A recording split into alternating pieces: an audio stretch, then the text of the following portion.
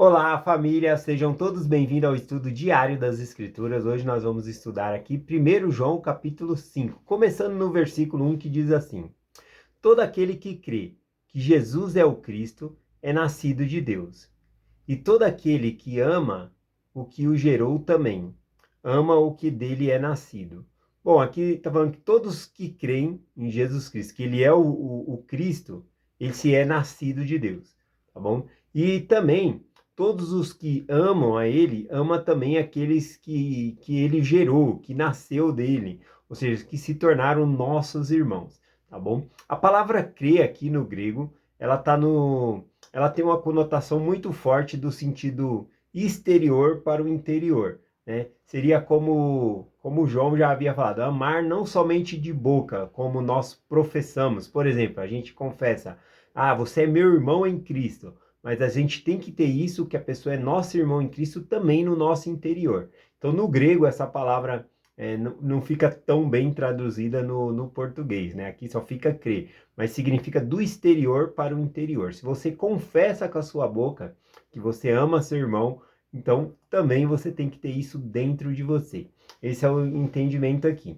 Bom, aqui também, né, o versículo 1 falando sobre o amor ao nosso irmão e crer em Jesus, faz mais sentido com o capítulo 4, que falou sobre esse amor, sobre amar os irmãos, né? E aqui o capítulo 5 faria mais sentido começar do versículo 2, que a gente vai começar agora, que traz um novo tópico aqui, tá bom? Então vamos lá, o versículo 2 diz assim: Nisso conhecemos que amamos o Filho de Deus, quando amamos a Deus e guardamos os seus mandamentos.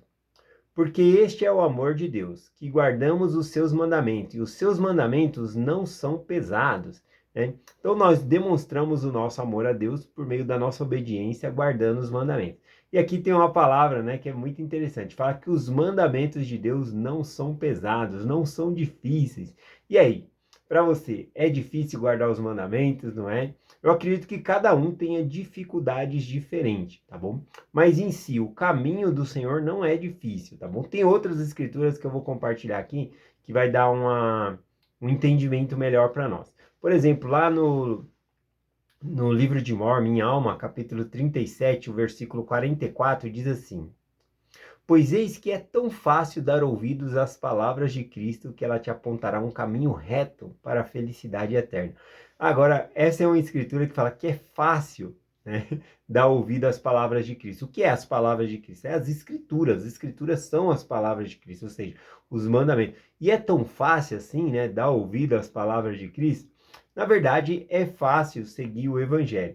Mas quando nós nos desviamos do evangelho, aí fica mais difícil nós guardar. Se você viveu o evangelho com um pé no mundo e um pé dentro da igreja, aí sim você se machucou, que vai achar difícil viver os mandamentos, porque você está sendo também puxado para o mundo. Agora, se você viver o evangelho 100%, passa a ser fácil viver o evangelho.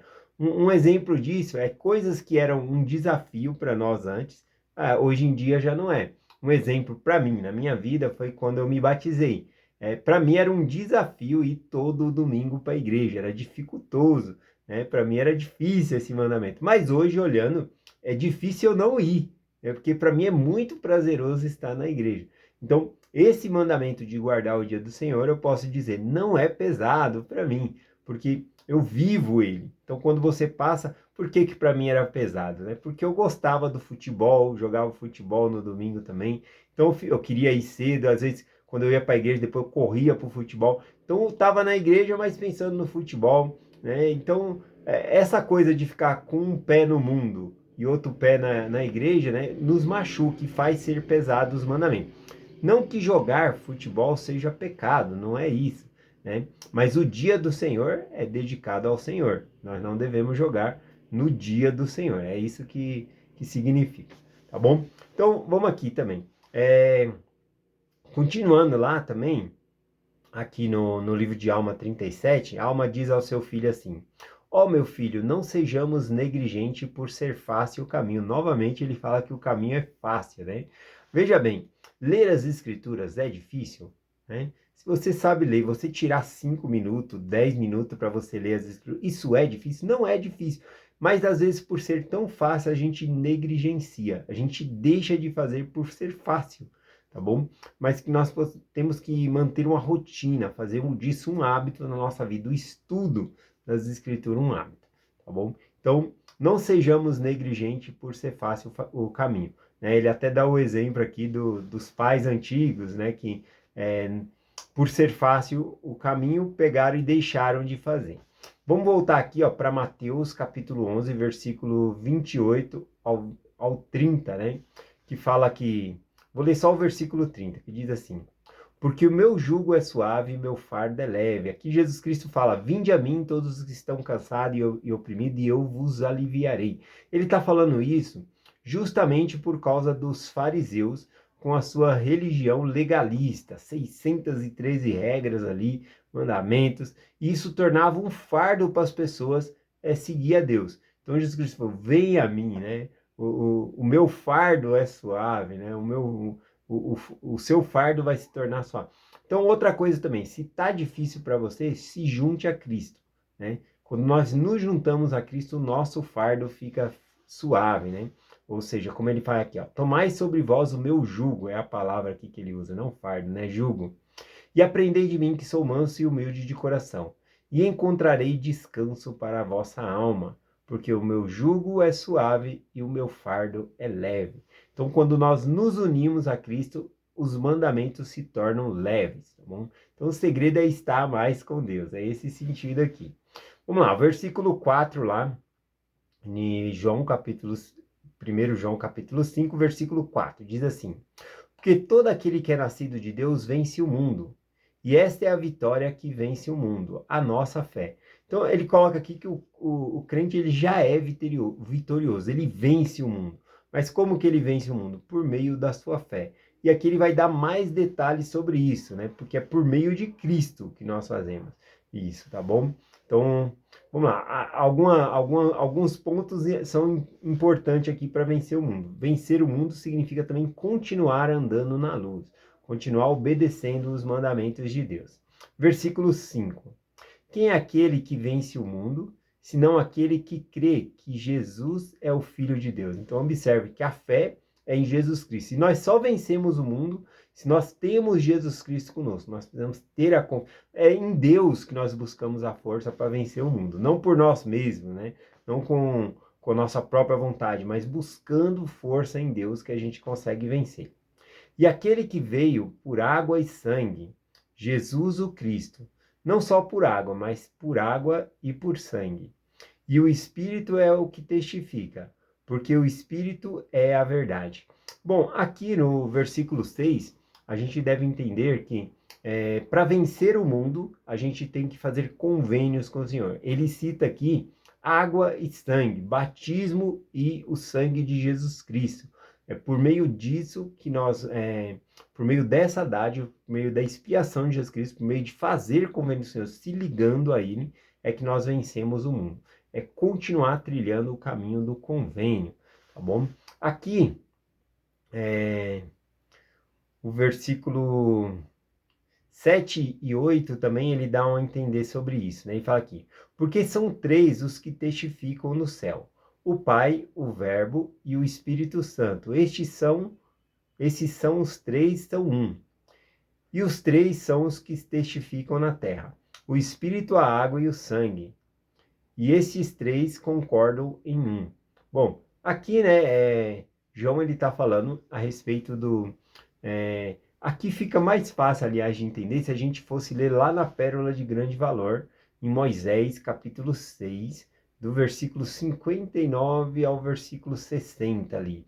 Ele fala que, assim como nós nascemos nessa terra, tem um processo, né? Que nós viemos por água, ou seja, dentro da barriga da mãe ali, uma gestação com água, tá bom? Para formar o corpo do neném, água. Também o sangue, que tem que correr dentro do nosso corpo. E depois o espírito, que é o nosso espírito que habita o corpo. Então são essas três coisas essenciais para o nascimento: água, sangue e espírito. E para nascer para Deus também é o mesmo processo. Nós temos que nascer pela água, ou seja, pelo batismo, recebeu a confirmação depois do batismo, recebeu o Espírito Santo, e também devemos, por meio da expiação de Jesus Cristo, que nós somos purificados. Então, para nascer de Deus, também temos que passar por esse processo: água, sangue e Espírito, tal como é no nascimento, né? Lá em Moisés, capítulo 6, do versículo 59 em diante, ali vai explicando isso. Vamos continuar aqui. O versículo 9 e o 10 diz assim: se recebemos o testemunho dos homens, o testemunho de Deus é maior. Esse é importante, né? Um testemunho de Deus é muito maior do que a confirmação de outras pessoas. É muito importante. E por mais que a gente receba testemunho de pessoas, como missionários, profetas, quem vai dar o testemunho para nós é o Espírito Santo. Então ele vai tocar no nosso coração usando aquela pessoa de instrumento, confirmando a verdade no nosso coração. Então o maior testemunho é o de Deus. Continua aqui. Porque esse é o testemunho de Deus, que seu Filho testificou. Quem crê no Filho, assim mesmo tem o seu testemunho. E quem em Deus crê, quem em Deus não crê é mentiroso, e fez, portanto, o que não creu testemunha do que Deus deu ao seu Filho. Bom, aqui praticamente no 10 está falando daqueles que não crê, que é uma escolha deles, tá bom? Ele escolheu não crer, né? Mesmo que a pessoa seja ateu, que não acredita, ele decidiu no seu coração não crer, tá bom? Esse que é o sentido aqui. Vamos lá, aqui o versículo 11 e o 12 aqui, rapidinho. O versículo 11 diz assim, ó: e o testemunho é este, que Deus deu a vida eterna, e essa vida está em seu Filho. Quem tem o Filho tem a vida, e quem não tem o Filho não tem a vida. Então aqui fala claramente, né? Quem tem o Filho tem a vida eterna. Quem não tem o Filho não tem a vida eterna. Isso me lembra uma história, não sei se é uma história fictícia ou real. Quando eu escutei ela, eu não ouvi nada de data ou coisa assim, então talvez seja uma história fictícia, mas lembra bem esse tópico aqui, né? Vou contar a história. A história era de um homem que ele colecionava obras de arte. E ele gostava de colecionar quadros importantes, né? Então, ele tinha muito dinheiro e ele comprava esses quadros e ele colecionava esses quadros. E esse homem, ele tinha um filho. E esse filho, né, ele acabou morrendo, falecendo. E o que aconteceu? Uma pessoa que era amador de arte, né, não era um pintor famoso, nada, era um colega dele, aliás. Ele pegou e fez um quadro do filho dele e homenageou o pai, né, sabendo que ele gostava de arte, com aquele quadro ali, né? O pai ficou muito emocionado com aquele quadro do filho e ele mandou colocar uma moldura tão bonita quanto a dos quadros ali que eram importantes, né? Que eram quadros de artistas famosos, tá bom? Leonardo da Vinci e outras pinturas aí, muitas, Michelangelo, várias pinturas importantes. Então ele mandou fazer uma moldura de tal forma ali. Esse era o único filho que ele tinha. E quando antes dele falecer, ele fez um testamento sobre que esses quadros deveriam ser leiloados. Começando com o quadro ali do filho dele, né? Que tinha o desenho, o retrato do filho dele. Bom, e ele fez um testamento sobre isso. Então, quando ele morreu, fez-se então um leilão, né? Foi convidado vários milionários que gostavam também de obra de arte e vieram ali para comprar, né, nesse leilão o quadro. Só que a abertura desse leilão era com o quadro desse filho, né, do homem ali. Então, e as pessoas não tinham muito interesse, eles queriam as obras de arte mais caras ali, né, não um trabalho de um amador. Então, quando o leiloeiro falou, nós só vamos dar sequência, né, ao leilão após a venda desse quadro aqui. Aí os outros quadros, né, vai ser leiloado também. E aí, então, alguém foi lá e fez um lance, né, para comprar aquele quadro ali. E aí, quando comprou aquele quadro, né, as pessoas não estavam muito interessadas, mas aquele que comprou, quando acabou de comprar, né, e a venda foi fechada, o leiloeiro falou, bom, agora o leilão acabou, vocês podem voltar para sua casa. E aí todo mundo, não, protestaram, não, mas nós viemos comprar as outros quadros, as outras obras de arte, né? Como assim o leilão acabou? E aí ele pega e lê o testamento desse homem, que dizia que aquele que comprasse o quadro do filho dele receberia todos os outros quadros como de presente, né? E aí tem uma frase que diz: quem tem o filho tem tudo, né? E é isso que diz aqui no versículo 11 e o 12, né? Diz assim: e o testemunho é esse, que Deus nos deu a vida eterna, e esta vida está em seu Filho. Então, quem tem o Filho tem a vida eterna. Então, é interessante isso. Versículo 12 diz: quem tem o Filho tem a vida, e quem não tem o Filho de Deus não tem a vida. Então, quem tem o Filho tem tudo. Se você tem Deus com você, você tem tudo, né? Esse é o sentido da história aqui. Vamos lá, continuando aqui, o versículo 13. Essas são as coisas que vos escrevi.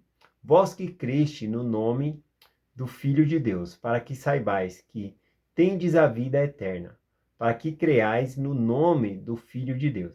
Então, vamos lá aqui para o próximo versículo, versículo 14, 15 e 16, diz assim: esta é a confiança que temos nele, que se pedirmos alguma coisa segundo a sua vontade, ele nos ouve. E sabemos que ele nos ouve em tudo o que pedimos, e sabemos que lançamos as petições que lhe fizermos. Se alguém vir o seu irmão cometer pecado e não é para a morte, orará, e Deus dará a vida àqueles que não pecarem para a morte. Há um pecado para a morte, pelo qual não digo que orem. Aqui então João está falando que se nós vimos os nossos irmãos em pecado, nós devemos orar para que Deus dê a vida a ele, traga ele de volta para o caminho, orar. Aqui principalmente se for nossa família, às vezes a insistência piora a relação ali, você deve sempre estar orando ali pelos seus filhos, pelo seu familiar. Sempre com o joelho dobrado, orando ali. Ele faz duas ressalvas aqui de coisas que não deveriam orar em duas situações aqui, né? Uma delas, ele coloca aqui a situação da vontade de Deus. Sempre a vontade de Deus em primeiro lugar. Você ora, mas se não for da vontade de Deus, não vai acontecer. E a outra coisa aqui é se o pecado for um pecado imperdoável, tá bom? Ele diz aqui no versículo 17, quer ver? O versículo 17 diz assim, ó: toda iniquidade é pecado, e há pecado que não é para a morte. Então ele faz uma distinção aqui. Existe o pecado que não é para a morte e o pecado que é para a morte.